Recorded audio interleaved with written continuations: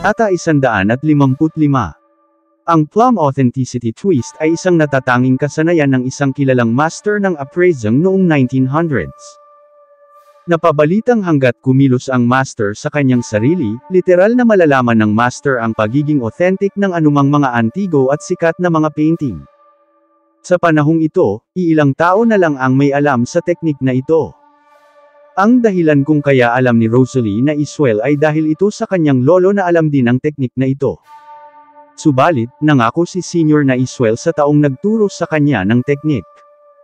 Nangako siyang hindi ipapasa sa iba ang teknik na iyon. Kung kaya, siya lamang ang nag-iisa sa mga naiswel na nakamaster sa teknik na iyon.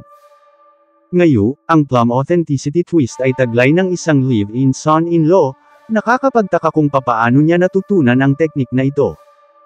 Isa siyang pambihirang walang kwentang basura, pero sa kabaliktaran ay isang siyang tahimik at talentadong nilalang.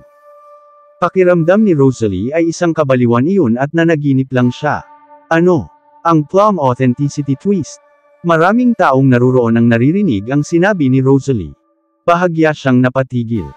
Ibig sabihin ba nito ay hindi lang basta nagpapalabas ang live-in son-in-law na ito, pero sa totoo lang ay may taglay talaga siyang kakayahan. Parehong nagkatinginan sina Wyatt Johnson at Jake Surrey sa isa't isa at tila walang magawa. Sa isang sandali, hindi nila alam kung ano ang dapat nilang sabihin. Sa malamang o hindi ay alam nila iyon. At narinig na alam ni Senior na iswel ang plum authenticity twist. Ngunit ang iba mula sa mga naiswel ay walang ganoong kasanayan. Paano nangyari na ang live-in son-in-law na tulad ni Harvey York, ay alam ang ganoong teknik? Si Harvey ang nag-iisang walang naramdaman mula sa lahat ng naruroon. Ang mga York mula sa Southlight ay isang malaki at maimpluwensyang pamilya na may kilalalang mga pag-aari at negosyo.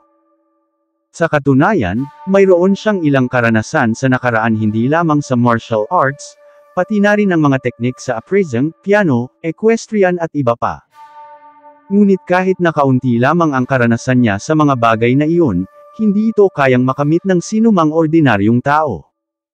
Lubos na pambihira ito dahil ang mga masters na kinuha ng mga York ay palaging bukod-tangi sa kani-kanilang larangan sa buong mundo. Pareho ito sa appraising master na meron si Harvey dati. Hanggang ngayon, hindi niya alam ang pangalan ng master. Alam niya lang na matandang lalaki ito halos 100 taong gulang na. Ang master ay ang may pinakakatangi-tangi na mga appraising technique at pananaw. Ayon sa kanya, mas magaling pa si Harvey sa kanya na siyang master. Subalit, walang gaanong interes sa appraising si Harvey, kung kaya't hindi niya masyadong ginamit iyon. Sa araw na iyon, gumamit lamang siya ng maliit na teknik, at hindi ito masyadong big deal para sa kanya. Pagkatapos ay hinawakan niya ang marka na marahan niyang tiniklop, at saka siya lumingon at tumingin kay Rosalie na iswel. Ngumiti siya at sinabi, "Miss na iswel, sinabi mo ngayon lang natatawagan mo akong ama kung tunay ang painting na ito. Hindi ba?" Sa sandaling iyon, hindi na nang ahas pa si Rosalie na maliitin si Harvey dahil hindi lahat ay kayang gamitin ng plum authenticity twist. Pero medyo kampante si Rosalie sa kanyang sariling pananaw at paghatol. At least, halos tiyak siya na ang The Rocky Mountains, Landers Peak ay isang replika. Habang iniisip iyon, medyo kampante siya. Pagkatapos sinabi niya, "Oo.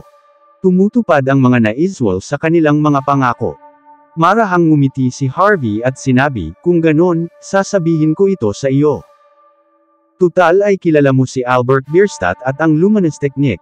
Sigurado akong alam na alam mo na ang luminous technique ay ang special skills ni Albert Bierstadt." Matapos ang lahat ng mga taong ito, wala pa talagang nakareplicate ng ganoong klaseng teknik. Maging ang pinaka-sophisticated na camera o pinaka-advanced na printer, hindi nila kayang kopyahin ang ganoong epekto. Ito ay dahil ang so-called na luminous technique ay hindi static, pero ito ay parang may buhay at pabago-bago. Sa sandaling iyon, malamig na sinabi ni Jake Surrey, "Harvey, pwede bang tumigil ka na sa kalokohan mo? Anong ibig sabihin mo na parang may buhay ang bagay na iyan? Huwag mong sabihing buhay ang painting na iyan." Kalmadong sinabi ni Harvey, "Siyempre, imposibleng mabuhay ang painting na ito. Ikaw naman, Jake, nakakaloko ka ata eh. Sinasabi ko na ang diwa ng luminous technique ay kaya nitong manipulahin ang mga visual na ilusyon. Pinibigyan tayo nito ng ilusyon na ang mga bundok ay lumilitaw na hindi tulad ng mga bundok, at ang mga ilog ay lumilitaw na hindi tulad ng mga ilog sa painting kapag titingnan natin ito. Basically, ibig sabihin nito ay sa kahit anong anggulo mo titingnan ang painting, may makikita kang kakaiba, pero hindi mo ito makilala. Pero ang talagang kakaiba ay sa kahit anong anggulo, tila mukhang pareho lamang ang painting. Pero imposible iyan sa scientific perspective. Gayunpaman, kayang gawin iyan sa pamamagitan ng luminous technique. Ano? Sa sandaling iyon, halos lahat ay nakapalibot sa painting, at nagsimula silang umikot sa The Rocky Mountains, Landers Peak upang pagmasdan ito. Maging sina Mandy Zimmer at Cecilia Zachary ay hindi mapigil ang maglakad papalapit sa painting sa kanilang high heels. Totoo nga. Ang mga bundok at ilog sa The Rocky Mountains, Landers Peak at mukhang pareho mula sa front angle kahit na ang isang tao ay tumingin sa painting mula sa pinakagilid na anggulo. Walang kahit na kaunting pagkakaiba. Kung hindi ito binanggit ni Harvey, baka hindi man ito mapagtanto ng mga manunood. Posible kayang ang The Rocky Mountains, Landers Peak na ito ay authentic. Sa sandaling ito, hindi mapigilan ni Mandy ang mamangha. Hindi siya makapaniwala sa kakayahan ni Harvey. Napaka-imposible, papaano nagkaroon ng ganitong klaseng kakayahan ang basura kong asawa? Labis na nagtaka si Rosalie. Kita sa malamig niyang mukha ang gulat at takot. Sa sandaling iyon, nawalan ang karaniwan na pagiging malamig at pag-iisa niya. Nag-iba ang tibok ng kanyang puso. Hindi siya makapaniwala sa una nang tiningnan niya si Harvey. Ngayon, napuno siya ng konting paghanga at pagrespeto sa kanya. Talaga bang siya ay ordinaryong tao lamang bilang isang live-in son-in-law? Hindi ba, isa siyang taong walang alam? Parehong nagkatinginan sina Wyatt at Jake. Sa sandaling iyon, gusto nilang magsalita. Pero hindi nila alam kung papaano iinsultuhin si Harvey York. Ayon sa sinabi ni Harvey, ang The Rocky Mountains, Landers Peak ay orihinal. Imposibleng ang painting na iyon ay isang replika. Isa pa, mukhang nasa katwiran at loika ang mga bagay na sinasabi niya. Wala siyang sinabing kahit anong kabulbolan. Kung kaya, pareho silang bahagyang nakumbinsi. Pero ang problema ay ayaw nilang magpatalo sa isang live-in son-in-law. Bukod pa dyan, isa siyang walang kwentang basura lamang ng pamilya Zimmer. Hindi yun katanggap-tanggap para sa isang mayaman na tagapagmana na tulad nila. Kabanata 156. Sa sandaling iyon, nagbago ang facial expression ni Wyatt Johnson. Naglakad siya palapit at malamig na sinabi, "Sa tingin ko ay peke pa rin ang painting na ito. Kung tutuusin, replika lang ito na kuhang-kuha ang orihinal. Miss na Iswell, hindi ba isang expert master sa appraising ang lolo mo? Maari ba tayong humingi ng tulong sa kanya, upang tingnan ito?" Nang marinig iyon, nanginig si Rosalie na Iswell. Mas malalim na ang paghanga niya kay Wyatt ngayon. Totoo yan. Sa oras na tulad nito, maging siya ay hindi kayang kumpirmahin ang authenticity ng The Rocky Mountains, Landers Peak. Baka ang tanging paraan lang ay humingi ng tulong sa lolo ko. Para malaman ang authenticity nito ngayon. Isa pa, nagawa ni Wyatt na manatiling kalmado sa ganitong sitwasyon. Sapat na iyon para patunayan na talagang pambihira siyang lalaki. Sa sandaling iyon, huminga ng malalim si Rosalie, lumapit at nagsalita, "Kung ganun kakausapin ko ang lolo ko para tingnan ang painting na ito at makita ang authenticity nito." Pagkatapos sabihin iyon, nilabas niya ang kanyang phone at gumawa ng video call. Nang makita iyon, nagulat ang lahat, nagtaka ng lubos ang karamihan sa loob ng auction hall. Shane na Iswell ang pangalan ng lolo ni Rosalie. Isa siyang expert master sa larangan ng mga antik. May edad na siya ngayon, kung kaya't hindi na siya tumatanggap ng trabaho. Ngunit mataas pa rin ang kanyang reputasyon sa larangang iyon. Bali-balita na ang presyo ng isang item ay nagiging 10 beses na mahal dahil sa kanyang appraisal report. Kung handang tumulong ang isang taong tulad niyon, ang authenticity ng The Rocky Mountains, Landers Peak ay tiyak na masisiwalat. Di nagtagal, may sumagot ng video call. Isang matandang lalaking nakasut ang nagpakita sa phone screen. Sa sandaling iyon, pareho nang namuti ang kanyang bigute at buhok dahil sa katandaan, pero mukha pa rin siyang dakila at marangal. Oh Diyos ko! Si Shane na iswel nga. Sa sandaling iyon, maraming tao ang napasigaw sa gulat dahil nagawa nilang makita ang isang taong madalas lamang nilang napapanood sa mga programa sa TV tungkol sa pag-appraise ng mga treasure. Hindi nila sukat akalain na makikita nila siya sa ganoong okasyon. Nang maramdaman ang bahagyang pagbabago sa emosyon ng iba, medyo naging mayabang si Rosalie. Pagkatapos ay bigla siyang tumingin kay Harvey. Pero tila hindi siya interesado. Di nagtagal, lumala ang ekspresyon ng kanyang mukha. Nang maisip niya na nais ni Harvey na tawagin niya siya bilang ama niya, napangisi siya sa sobrang galit. Sa sandaling iyon, hindi na siya nagpaligoy-ligoy pa at hinawakan ang phone sa harap ng painting at sinabi, "Lolo, may nakita akong painting ni Albert Bierstadt ngayon. Gusto kong tingnan mo ito kung authentic ba ito o hindi." Kalaunan, ay medyo nena si Shane. Mostly ay mali, anak ng tipaklong lasing na naman ako mga idol. Sabado kasi ngayon kaya naka red horse na naman tayo mga idol. Ituloy na po natin ang kwento, Shane na iswel ng mga oras na iyon. Pero nang marinig niya ang pangalan ni Albert Bierstadt, bahagya siyang nanginig. Hindi niya mapigilan iyon dahil hindi ganoon karami ang mga painting na nagawa ni Albert Bierstadt. Ngunit kahit na ganoon, prestihiyoso pa rin ang katayuan ni Albert Bierstadt sa larangan ng sining. Walang sino man ang naglakas ng loob na maliitin ang katotohanang iyon. Sa sandaling iyon, tila nagulat si Shane sa kabilang linya ng phone. Matapos ang ilang sandali, bigla siyang tumawa. Sinabi niya, "Rose, anong ibig mong sabihin? Alam na alam mo na ang original painting ng The Rocky Mountains, Landers Peak ay nahati sa dalawang magkaibang painting. Paanong gusto mong suriin ko ito? Gusto mo ba akong magalit?" Isang singhal ang narinig. Maraming tao ang napabuntong hininga, at tila ay nakahinga namang maluwag. Sa sandaling ito, walang umasa na ang The Rocky Mountains, Landers Peak ay authentic, dahil ipapakita lamang nito na hindi malalim ang kanilang pananaw.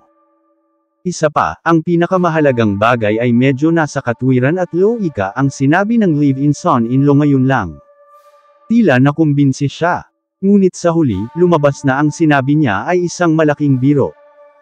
Ang lokasyon ng authentic na painting na The Rocky Mountains, Landers Peak ay matagal nang kinikilala. Paano nagawa ng isang live-in son-in-law na maging hambog dito, at basta-bastang gumawa ng mga pahayag tungkol sa authenticity ng painting? Inangkin ni Master na iswel na ang painting ay isang replika, kung kaya't peke iyon. "Wala ka talagang kwentang basura ka, narinig mo ba yon?" Si Wyatt ang unang umabanti sa sandaling iyon, sinabi niya kay Harvey, "Bilasan mo at lumuhod ka na kay Miss na iswel at humingi ng tawad sa kanya." Sa sandaling iyon, biglang lumapit si Harvey kay Rosalie. Pagkatapos ay inagaw niya ang phone kay Rosalie. "Shane na iswel, isa kang master hindi ba? Ang mga master ay magaling manaliksik ng mga bagay sa unang tingin pa lang, ramdam na nila ang enerhiya nito kung tunay ito o hindi, kaya nga naging master of appraiser ka, hindi po ba? Paano mo nagawang basta-bastang nagbigay ng ganoong pahayag? Sa pag-appraise ng treasure, ang kaya mong gawin at least ay alamin ang authenticity nito. Hindi natin makukumpirma ang authenticity ng isang treasure dahil lamang sa mga lumang kwento o kasaysayang hindi naman dokumentado. Ngayon, tingnan mo itong mabuti. Huwag mong sirain ang reputasyon at dangal mo dito, na nakamit mo sa buong buhay mo." Nilagay ni Harvey ang painting ng malapit para mapagmasdan ni Shane na iswel ng malapitan ito, at malamig na sinabi iyon. Bago pa man makapagsalita si Shane, labis na nagalit si Wyatt. Tinitigan niya ng masama si Harvey at sinabi, "Wala ka talagang kwenta, basura ka, animal ka. Bakit mo nagawang kausapin ng ganyan ang Master of Appraiser? Isa siyang respetado at maimpluwensyang tao sa larangan ng pag-appraise ng mga treasure." Sinabi niyang peke ang painting na ito, edi peke talaga ang painting na ito. Isa ka lang tanga na walang alam o kapasidad. Paano mo nagawang magsalita ng mga katarantaduhan dito? Oo, tama iyan. Wala kami sa tamang pag-iisip ngayon lang, paano namin nagawang makinig sa mga kabobohan at kwentong batibot na likha lamang ng utak talangkang isip mo. Isa ka lang live-in son-in-law. Kung talagang may kakayahan ka, bakit ka naging live-in son-in-law? Alam mo lang kung paano magyabang sa iyong sarili. Inulit ni Jake Surrey kung ano ang sinabi ni Wyatt. Para sa kanila mas mabuti kung nasa bahay na lang si Harvey manatili at maglinas ng inidoro araw-araw. Isa pa, nagalit si Harvey at inagaw ang phone ni Rosalie. Dahil pinapalabas na ang kanyang kwento ay isang kasinungalingan. Kabanata 157. Harvey, bitawan mo ang phone ni Miss Naiswell. Ngayon mismo. Bakit ka nakikipagtalo kay Master Naiswell sa kabila ng kapasidad mo, nababaliw ka na ba? Nagpakatanga kami ngayon lang, paano kami naniwala sa iyo? Sa sandaling iyon, ang lahat ay kinundena si Harvey York, at walang tigil siyang pinagalitan. Pero sa sandaling iyon, si Shane Naiswell ay biglang huminga ng malalim sa kabilang linya ng video call. Sinabi niya, habang naguguluhan. Ano ito? Ito ba ang luminous technique? Iyon ang special painting skill ni Albert Bierstadt. Paano nagkaroon ng gayong technique sa isang peking painting? Maraming taon at henerasyon na ang lumipas, wala pa talagang nakagaya ng ganoong pambihirang teknik, imposible ito. Paano ito nangyari? Ang imposible ay naging posible. Sa puntong iyon ay hindi makapaniwala si Shane Naiswell. Master ng mga master, pagkatapos ng mga sinabi mo ngayon lang, sa tingin mo ba ay authentic ang painting na ito? Maari mo bang maipaliwanag kung bakit may dalawang natitirang painting na kasalukuyang nakadisplay sa mga museo?